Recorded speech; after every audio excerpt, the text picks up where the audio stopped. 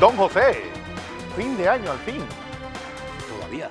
Sí, bueno, faltan 3 Y el días. 28, falta el 29, El 30 y el falta 31. el 30, falta el 31, pues entonces está el primero. Pero vamos a decir que vamos en bajada ya. No, ya estamos ahí, ya. Usted puede, oye, es que hoy es viernes. La mayoría de los empleados públicos no trabajan. O sea que usted tómese un vinito. No se le ocurra ponerse a tomar ahora. No pierda su tiempo en eso. Porque cuando usted está en estado etílico, usted no sirve para nada. Así que tome con calma. ¿Ah? Sí, el guaro no se va a acabar. El guardo va a estar ahí esperándolo, tome con pesar- calma. Además, tome menos y viva más. Eso es. ¿Ah? ¿Le parece? Buena esa. Y no coma tanto tampoco. ¿Ah? Bueno, voy a salir de algunos temas rápidamente para ir al tema de la política, para que usted se vaya con las últimas informaciones y usted saque sus propias conclusiones. ¿Eh? Porque si usted me pide a mí, las conclusiones mías están en proceso de desarrollo.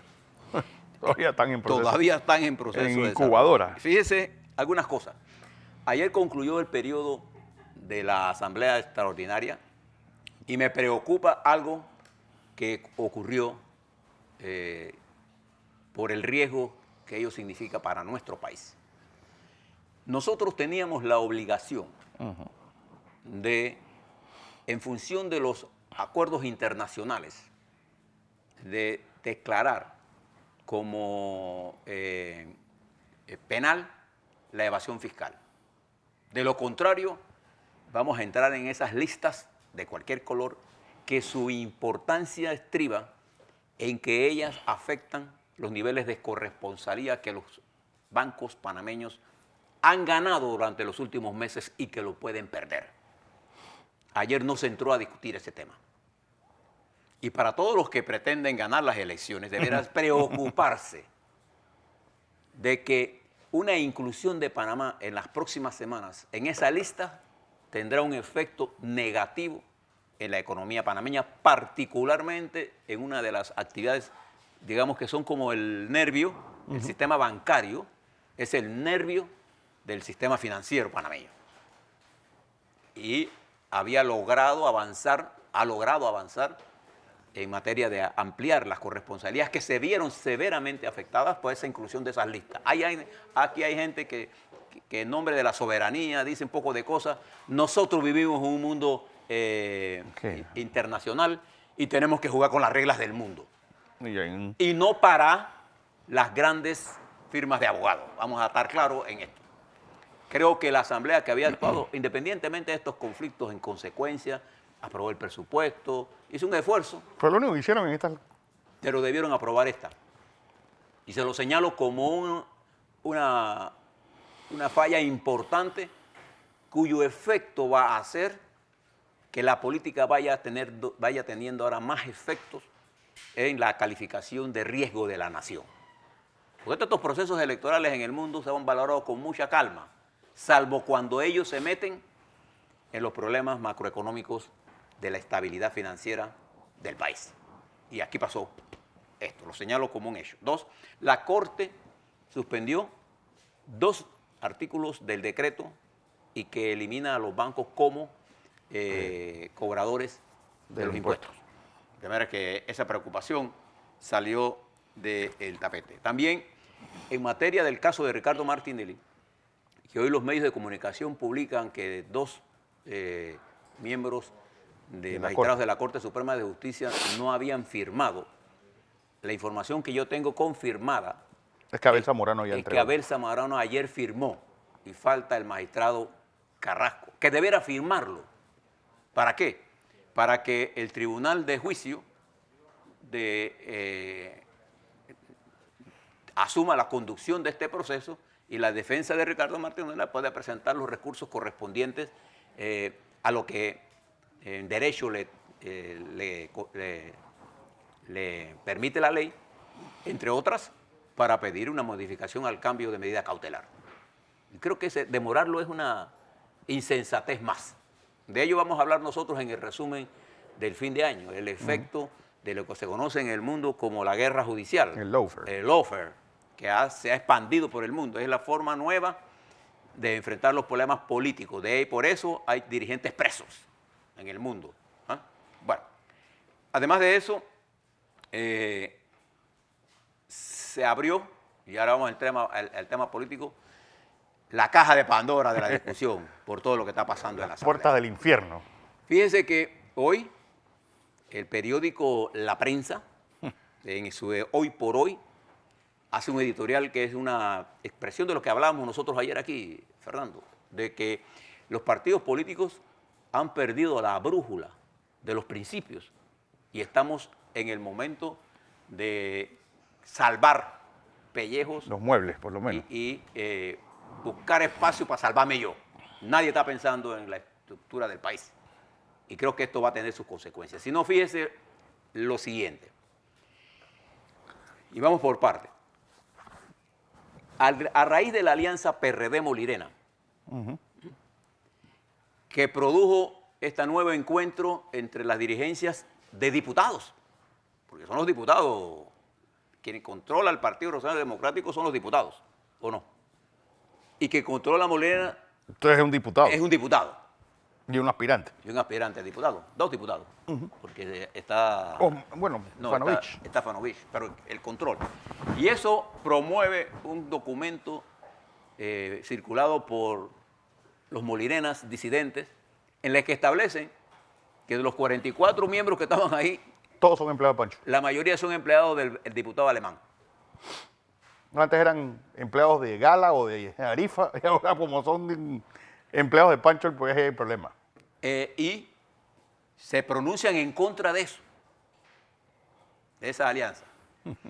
Que yo les decía a ustedes, está por verse, no por mí, está por verse en el electorado el efecto que esta alianza entre gente que históricamente se ha enfrentado, pero que no han presentado al país. ¿Usted conoce algún documento que diga sobre la base de qué se hizo esta alianza?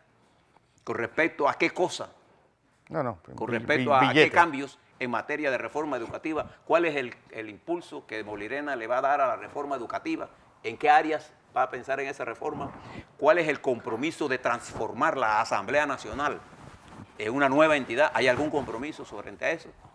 ¿Hay algún compromiso entre Molirena y el PRD para transformar el agro y qué cosas van a tomar para impedir el deterioro del sector agropecuario? ¿Hay algún compromiso para la defensa de los recursos naturales de este país? Nada. ¿Hay algún compromiso para resolver el problema de la inequidad?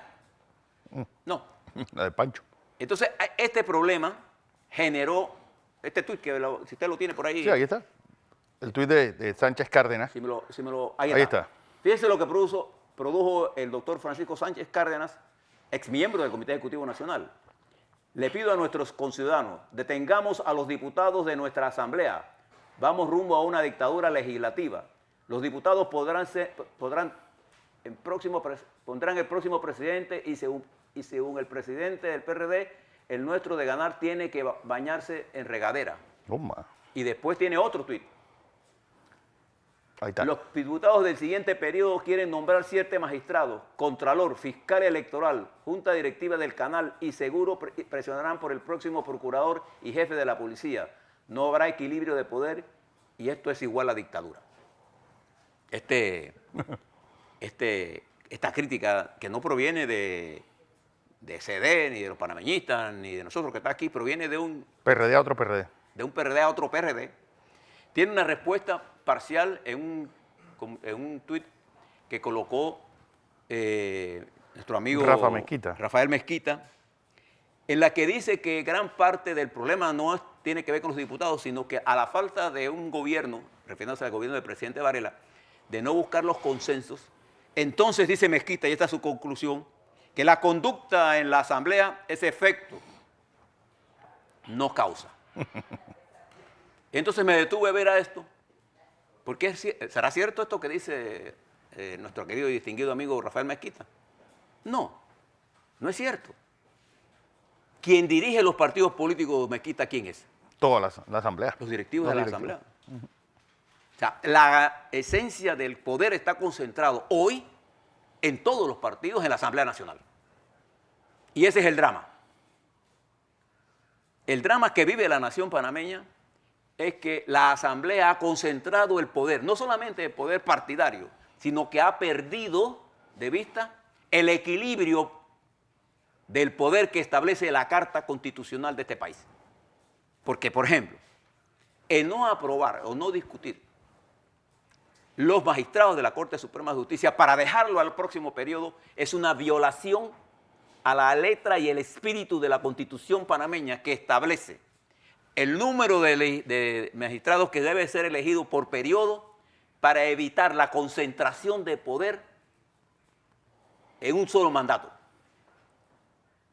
Ese es el espíritu constitucional. Usted puede decir, bueno, es que el presidente la presentó otra. Bueno, el presidente la presentó uno, lo echaron para atrás.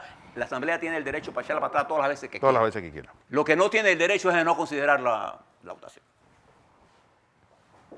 Y dejarlo todo para otro, eso es un peligro. Y Sánchez Cárdenas tiene razón. No es que la Asamblea es efecto.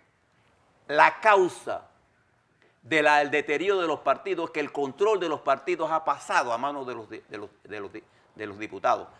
En el momento en que la Asamblea Nacional es el órgano del Estado más cuestionado de este país. Entonces uno tiene que preguntarse, ¿puede haber cambio en positivo apoyándose en el órgano que menos cambio quiere?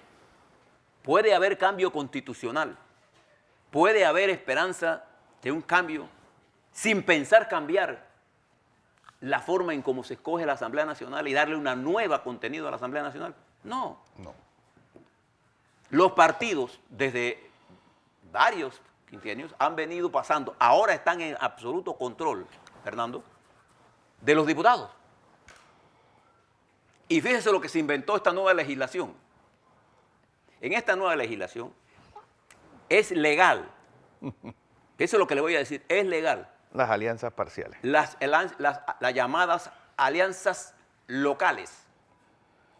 Es decir, es normal, es legal, perdón, que el PRD postule a un panameñista, si quiere, para diputado o por alcalde, con el apoyo y que el visto bueno de sus dirigencias, y no sucede nada. Eso es legal, pero no tiene legitimidad política. Es que es lo que no se han dado cuenta, la diferencia entre la legalidad y la legitimidad política. Lo legítimo políticamente es que los partidos que tienen concepciones adversas.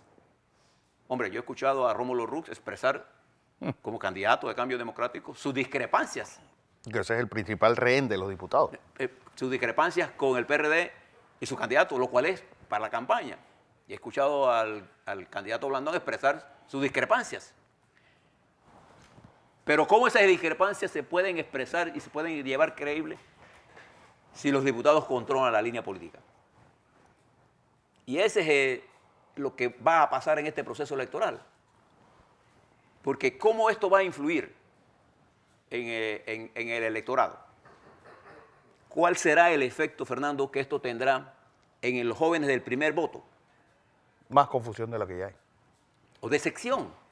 Entonces lo que va a producir esto, lo que podría producir, fíjese, no lo voy a poner en un sentido enfático, porque lo voy a poner en un sentido de hipotético, lo que podría producir sería un distanciamiento de la candidatura que impulsa este contubernio que Cheyo Galvez lo definió de una forma muy folclórica. muy folclórica. ¿Cómo fue que dijo? Era una sinvergüenzura. Una sinvergüenzura. Porque al final se trata de asegurarse. El diputado por encima del... Por encima de cualquier cosa. Yo me pregunto, por ejemplo, ¿qué necesidad tiene Vinicio Robinson del PRD que lo postule otro candidato? Si él, por el sistema de circuitos electorales, él es casi imbatible en Bocas del Toro. Yanivel Ábrego es casi imbatible. Yo diría imbatible en Capira. Dana Castañeda. Entonces, ¿por qué? Porque el sistema como está concebido para perpetuar lo malo. ¿Qué es lo malo? ¿El diputado? No, el sistema como se escoge. El cacique. Exactamente, que hace el caciquismo local, ha atrapado la política nacional. Y como consecuencia, la Asamblea se ha convertido en una especie de operadora local y ha perdido de vista en una situación nacional de complejidad su rol como fiscalizador, no del Ejecutivo solamente, sino fiscalizador del desarrollo nacional.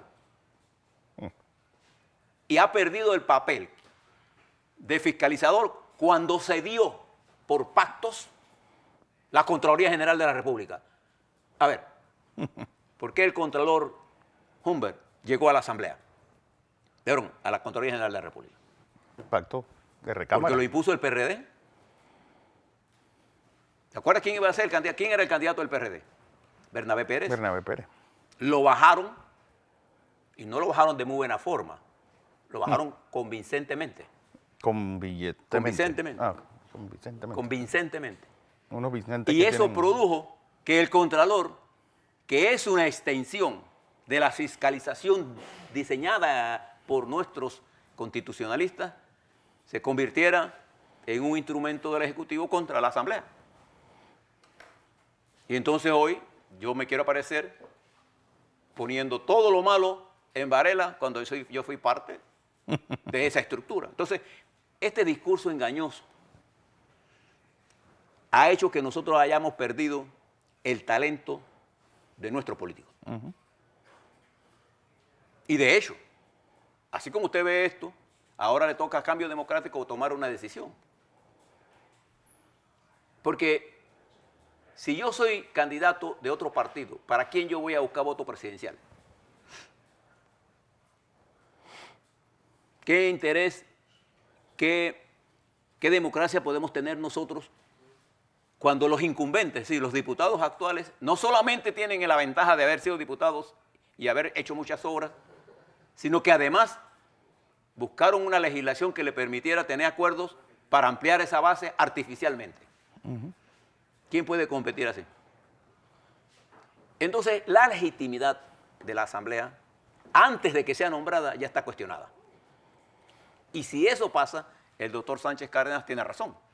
Los diputados seguirán ejerciendo el poder. Por eso, hay firmas de abogados aquí impulsando que la reforma constitucional se haga por la vía de 2 asambleas. Claro.